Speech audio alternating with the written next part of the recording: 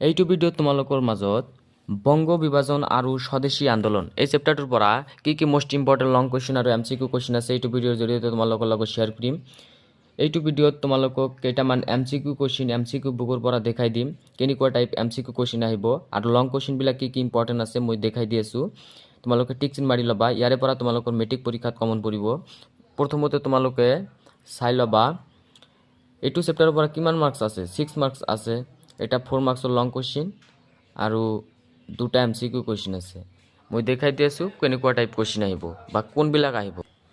প্ৰথমতে তোমালোকে 6 নং পৃষ্ঠা বাহিৰ কৰি লোৱা, ইয়াৰ পৰা চাবা বংগ ভংগী আঁচনিৰ দফা কেইটা চাবা, মোষ্ট ইম্পৰ্টেণ্ট আছে। তোমালোকৰ চাৰিটা চাবা ইম্পৰ্টেণ্ট। বংগ ভংগীৰ আঁচনিৰ প্ৰথম দফাটো চাবা, মোষ্ট ইম্পৰ্টেণ্ট হয়, তোমালোকৰ আহিব পাৰে, আহি থাকে এইটো তোমালোকে চাবা। তাৰপিছত স্বদেশী আন্দোলনৰ বিষয়ে চমুকৈ লিখা, এইটো আহিব পাৰে, ইম্পৰ্টেণ্ট আছে। তাৰপিছত কোনবিলাক চাব লাগে মই দেখাই দি আছোঁ। তাৰপিছত 2 নং কুৱেশ্যনটো চাবা অনুশীলনীৰ 20 পৃষ্ঠাৰ, বংগ বিভাজনৰ অন্তৰ্নিহিত উদ্দেশ্য কি আছিল। তোমালোকে শিকি যাবা, কুৱেশ্যনটো আহি থাকে, তোমালোকে চাবা, জাষ্ট চাবা। তাৰপিছত 3 নংটো চাবা, 2 নংটো ইম্পৰ্টেণ্ট আছে, 3 নংটো জাষ্ট তোমালোকে চাবা।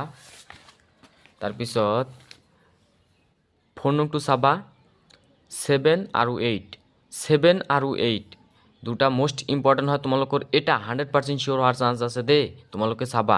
স্বদেশী আন্দোলনৰ 4টা ফলাফল বা স্বদেশী আন্দোলনৰ 4টা অৱদান মোষ্ট ইম্পৰ্টেণ্ট হয়। তোমালোকৰ এই দুটাৰ পৰা এটা 100% চিয়'ৰ আহিব লং কুৱেশ্যন।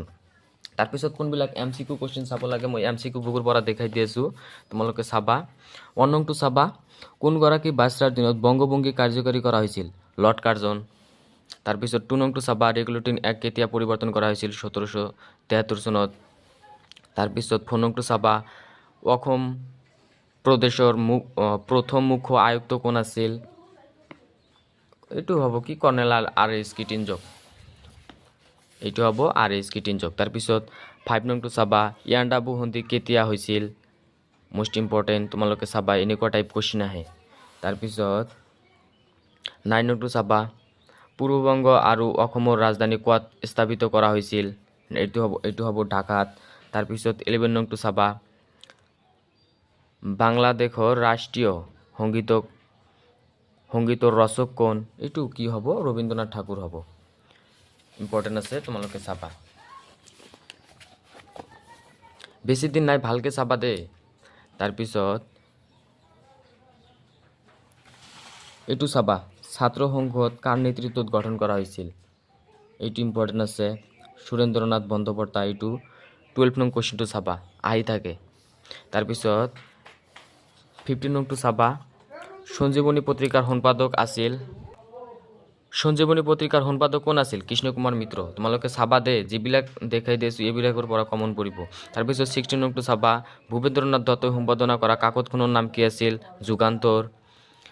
তোমালোকে চাবা দে। তাৰপিছত 18 নংটো চাবা, বংগীয় কলা সংসদ কাৰ প্ৰচেষ্টাত গঠন কৰা হৈছিল, এইটো কাৰ প্ৰচেষ্টাত হ'ব, অবনীন্দ্ৰনাথ ঠাকুৰ, মোষ্ট ইম্পৰ্টেণ্ট হয়, তোমালোকে চাবা, অবনীন্দ্ৰনাথ ঠাকুৰ। তাৰপিছত 19 নংটো চাবা, বংগে মাতাক কোনে ভাৰত মাতা ৰূপ দিছিল, এইটো কি হ'ব, ভগিনী নিবেদিতা। 20 নংটো চাবা, কোনখন পত্ৰিকাই কলিকতা বিশ্ববিদ্যালয় গোলামখানা আখ্যা দিছিল, এইটো হ'ব দি ডন। 21 নংটো চাবা, 24 নংটো চাবা, ভাৰতী নামৰ পত্ৰিকাখন কোনে সম্পাদনা কৰিছে। তোমালোকৰ MCQৰ বাবে চাব লাগিব দেই, মোষ্ট ইম্পৰ্টেণ্ট হয়, এইটো হ'ব সৰলা দেৱী।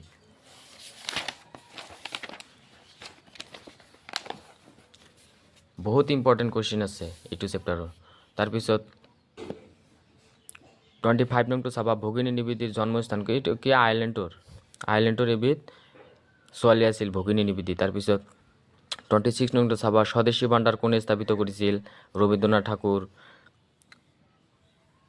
27 নংটো চাবা, 28 নংটো চাবা।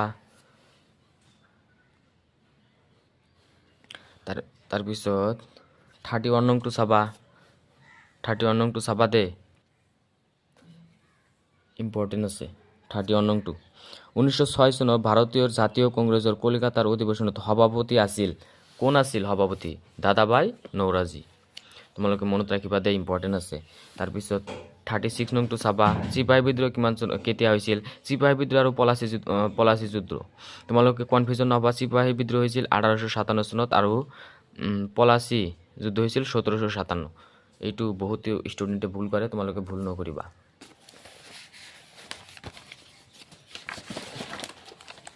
তাৰপিছত 38 নংটো চাবা ভাই ভাই এক ঠাই কোনে ৰচনা কৰিছিল ৰবীন্দ্ৰনাথ ঠাকুৰ তাৰপিছত 40 নংটো চাবা 41 নংটো চাবা বহুতো MCQ কুৱেশ্যন আছে মই কেইটামান বাছনি কৰি দিছো তাৰপিছত 85 নংটো চাবা এইটো চাবা দে তোমালোকৰ ইম্পৰ্টেণ্ট আছে 45 নংটো চাবা ইম্পৰ্টেণ্ট তাৰপিছত 47 নংটো চাবা আৰু 49 নংটো চাবা এইটো ভিডিঅ'ত তোমালোকক যিকেইটা কুৱেশ্যন দেখুৱাই দিলোঁ ইয়াৰে পৰা তোমালোকৰ 100% চিয়ৰ কমন পৰিব যদি তোমালোকে মোৰ চেনেলত প্ৰথমবাৰৰ বাবে চেনেলটো ছাবস্ক্ৰাইব কৰিবা আৰু তোমালোকৰ বন্ধুবৰ্গৰ মাজত চেনেলটো শ্বেয়াৰ কৰিবা